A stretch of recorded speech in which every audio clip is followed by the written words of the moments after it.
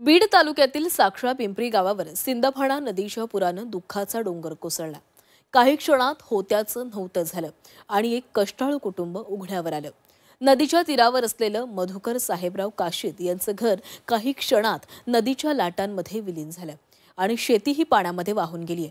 फक्त लढ म्हणा या आमच्या उपक्रमातून स्वराज काशीदच्या संघर्षाची कहाणी पाहूया।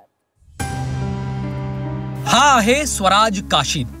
तो MSc केमिस्ट्री करतोय। अभ्यासासोबत त्याची नेट सेटची तयारीही सुरू आहे। मात्र बीड जिल्ह्यातील सिंदफणा नदीला पूर आला आणि होत्याचं नव्हतं झालं।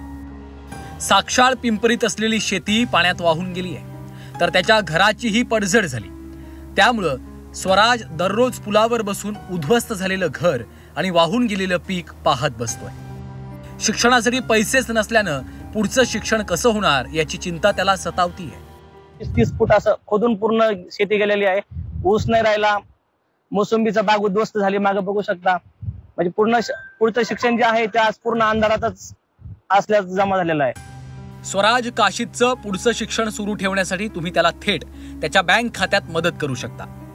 स्वराज मधुकर काशीद, बँक खाते क्रमांक आहे 3760418602, IFSC code CBIN 02830445, central bank of India, शाखा शिरस मार्ग गेवराई। गूगल पे क्रमांक आहे 9673883232। जगाचा पोशिंदा असलेल्या शेतकऱ्याच्या मुलाचं शिक्षण आर्थिक संकटामुळे सुटण्याची शक्यता आहे। त्यामुळे त्याचं शिक्षण सुरू ठेवण्यासाठी गरज आहे तुमच्या आर्थिक मदतीची। महेंद्र मुधोळकर, झी 24 तास, बीड।